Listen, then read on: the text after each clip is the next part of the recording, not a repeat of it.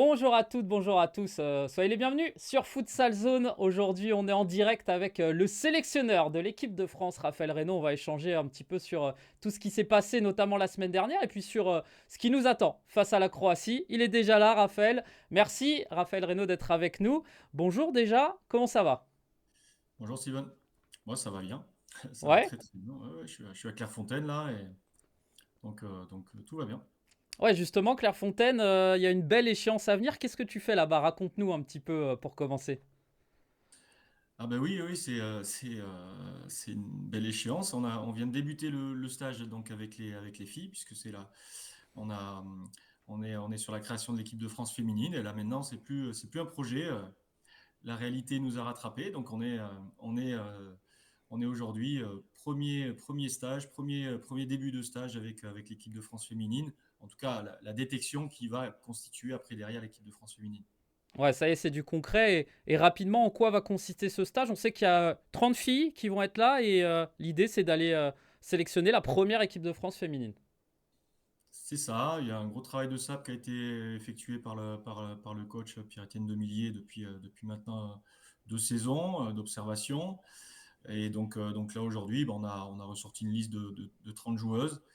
Et donc l'objectif, c'est d'être prêt pour l'échéance. L'échéance, on va pour la prochaine échéance internationale.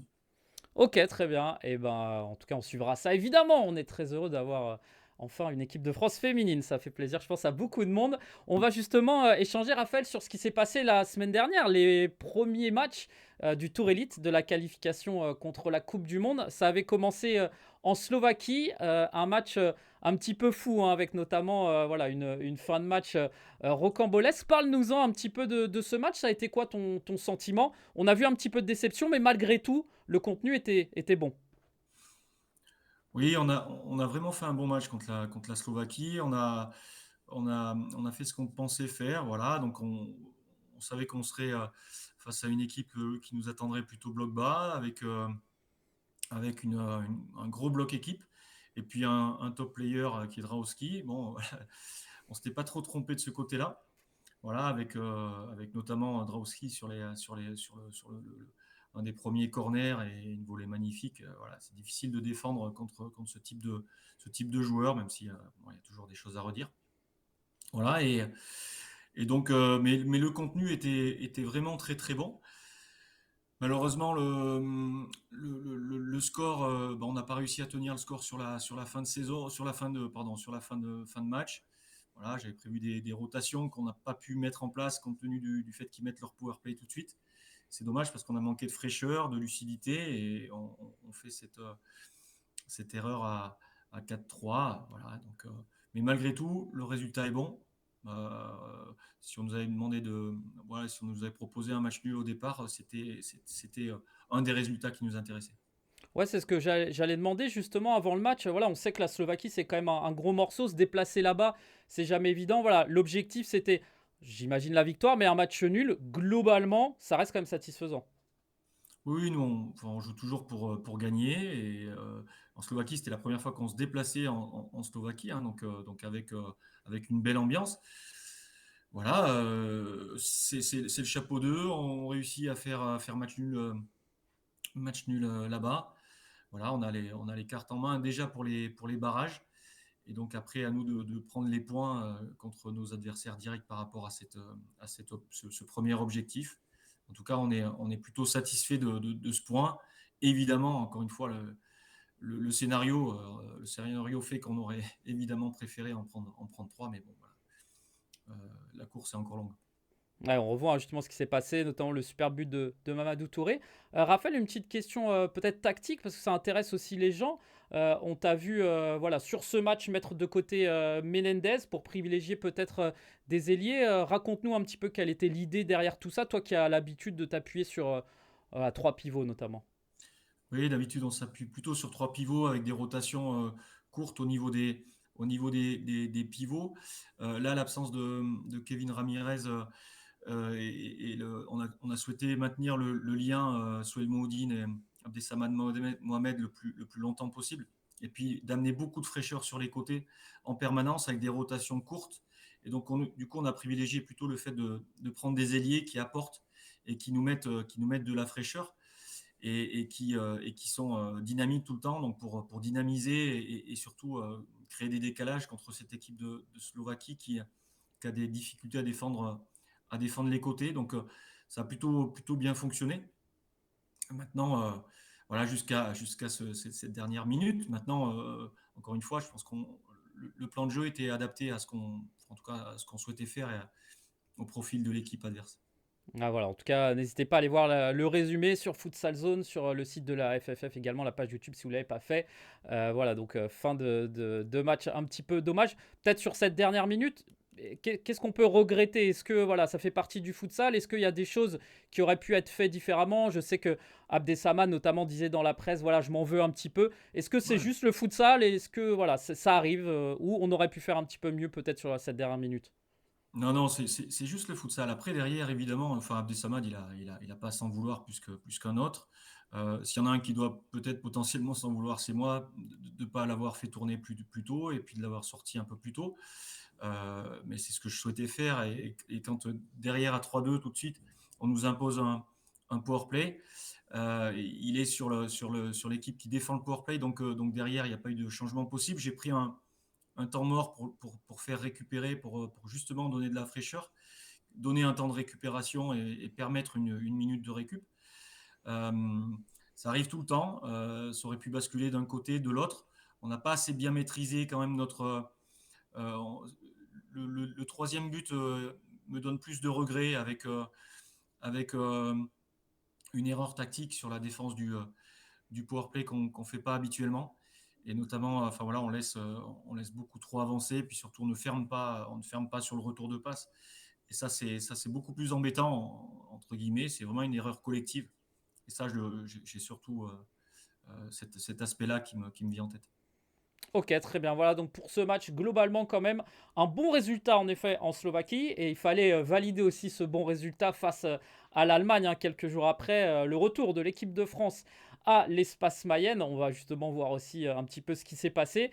Raphaël, globalement sur ce match, cette fois le résultat y est, mais le contenu un petit peu moins. Voilà, on a vu, tu as été un petit peu déçu. Il y a des choses encore à travailler, à améliorer. Ouais, sur le deuxième match, c'est l'inverse, hein. Le résultat, bon, on est à +4. On souhaitait faire +5 parce que les Croates avaient fait +4 contre l'Allemagne.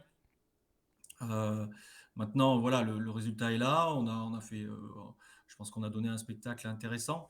Après, dans le contenu, non, dans le contenu, je suis pas satisfait de notre capacité à contre-presser notamment, notre capacité à, à défendre haut. Euh, on n'a pas été bon, on n'a pas été très très bon. Voilà, ça peut arriver. Maintenant, maintenant, on se contente du résultat là sur ce coup-là et puis on va travailler. Bon, c'est vrai qu'on avait peut-être aussi un petit peu la tête à la Croatie et donc ça c'est totalement humain et donc on a fait le taf et c'est ce qui m'importe. Maintenant, il va falloir modifier beaucoup de choses pour pouvoir être performant contre les Croates. Ouais, justement, cette entame de première mi-temps, notamment l'ouverture du score, voilà, pendant 10 minutes, une équipe de France qui n'arrivait pas vraiment à mettre en difficulté le gardien. Ça, tu l'expliques comment, toi, de l'intérieur? Bah, en fait, moi, paradoxalement, les 10 premières minutes, je trouve on a été plutôt dans l'animation du jeu, plutôt bon. C'est vrai qu'on ne se procure pas beaucoup d'occasions, mais on a été plutôt bon dans l'animation du jeu. Et on prend ce but. Moi, j'étais assez sûr de toute façon, j'étais sûr de notre force. Et on a dégagé beaucoup de sérénité, donc ça, c'était le plus important. Non, ce qui m'a chagriné, c'est surtout sur notre animation offensive où on manque de cohérence, c'est pas fluide ce qu'on fait. Voilà, et donc du coup, et on manque de soutien et donc du coup dans la transition, dans les moments de perte, on n'est pas assez proches les uns des autres. Et ça, c'est ce qui fait notre force et on n'a pas été en capacité de le mettre en place assez souvent à mon goût. Ouais, et justement aussi sur le côté tactique, parce que je trouve ça toujours très intéressant. Cette fois, le retour de Nico Menendez, voilà, comment ça s'explique sur ce genre de match face à ce genre d'adversaire par rapport à Ayuba Soumaré qui cette fois avait été laissé Ouais. sur le banc. Bah, en fait, voilà, c'est une stratégie un petit peu inverse, c'est-à-dire que là, on part sur trois 4 différents. avec justement l'idée de faire des rotations plus courtes et d'impacter et d'être une forme enfin, d'être rouleau compresseur comme on l'a été sur certains matchs dans les saisons, la saison passée ou les saisons précédentes. Voilà, l'idée c'est d'avoir un maximum de fraîcheur, de cohérence et des rotations en changement de 4 très, très rapides. Voilà, donc c'était plutôt ça l'idée. Ok, très bien, et ben parfait. Voilà pour cette victoire face à l'Allemagne 6-2. On va voir justement aussi la nouvelle liste parce que tu le sais mieux que moi, hein, Raphaël, ça va arriver très très vite. La liste est sortie il y a quelques heures. On va la voir. Quelques changements. Je sais que tu aimes bien aussi expliquer un petit peu au grand public pourquoi parfois tu fais certains choix que d'autres. Il y a quand même, on voit une équipe qui ressemble à celle qui a joué la semaine dernière. Quelques changements, notamment Michael de Sandrade, Nelson Lutin et Ronny Zakei qui sont de retour. Voilà, un petit mot sur cette liste qui est voilà, cohérente par rapport à ce qu'on connaît quand même. Pas de surprise. Non, je voulais garder de la stabilité, vraiment un maximum de stabilité par rapport aux performances et puis par rapport au projet qu'on a sur l'ensemble de ces qualifs, on s'est réunis pour la première fois depuis 4 mois, donc c'était important de retrouver, de reprendre nos marques et puis de maintenir une forme de stabilité de manière à être dans la continuité du stage précédent.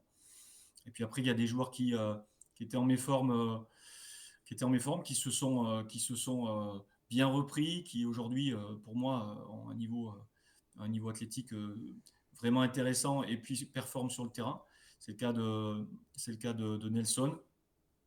C'était le cas de Ronny, même si ce week-end il a été un petit peu plus en difficulté, mais ça a été le cas lors de la précédente journée. Puis Mika Andrade, c'est vraiment aujourd'hui un des joueurs en forme du championnat. Donc on tient compte de ça. Et puis c'est un joueur qui a beaucoup, beaucoup d'expérience.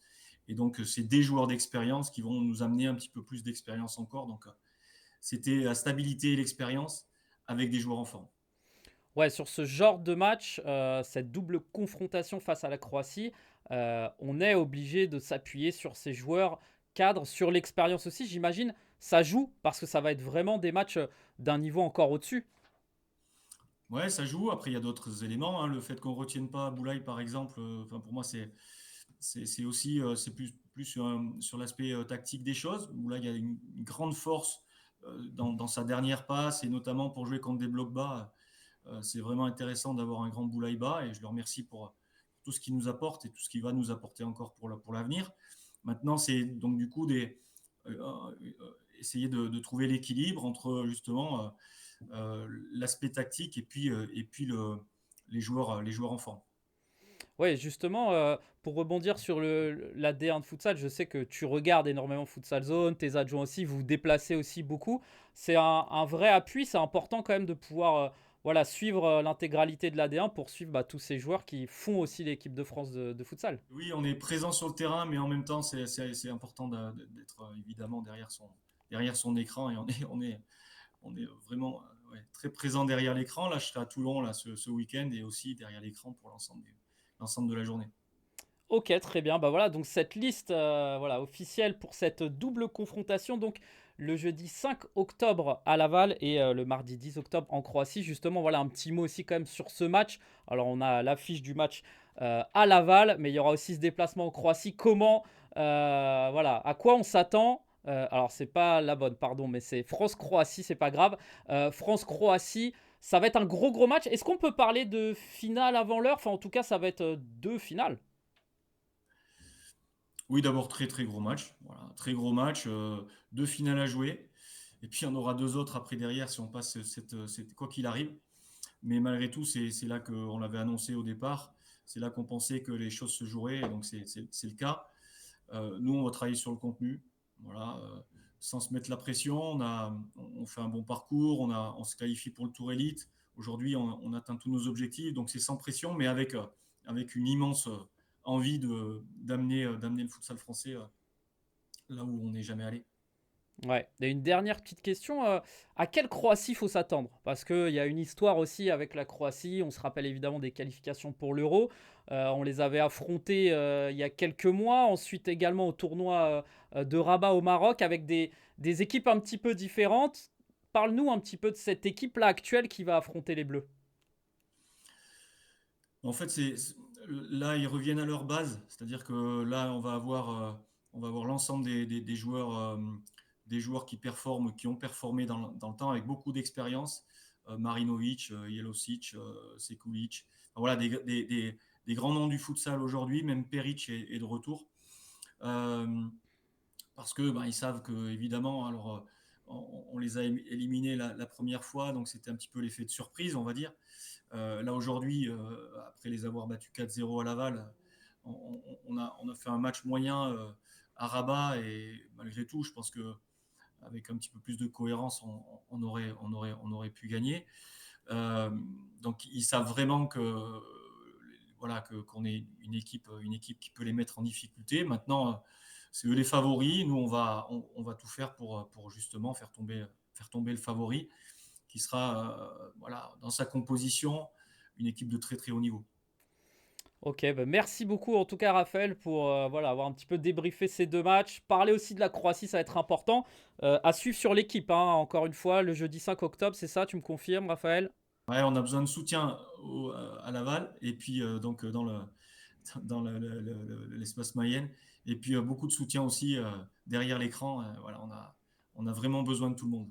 Ok, bon, on sera là. Et puis mardi 10 octobre, ça sera à suivre. Alors peut-être aussi sur l'équipe, notamment sur la FFF TV. Voilà, restez connectés. On vous donnera un petit peu les informations. Merci en tout cas, Raphaël. Bah, bon stage. Plein de bonnes choses avec cette nouvelle équipe de France féminine. Et Pierre-Étienne Demillier aussi qui va un peu chapeauter tout ça. Et bah, à très vite en tout cas. Merci d'avoir été avec nous. Avec plaisir. Ciao, Steven. Bon, ouais, on va travailler, hein, Raphaël. J'ai noté, hein. C'est l'exigence aussi. C'est pareil, comme avec les joueurs. Allez, merci, Raphaël. Bonne soirée à tous. Merci. Ciao, ciao. Merci.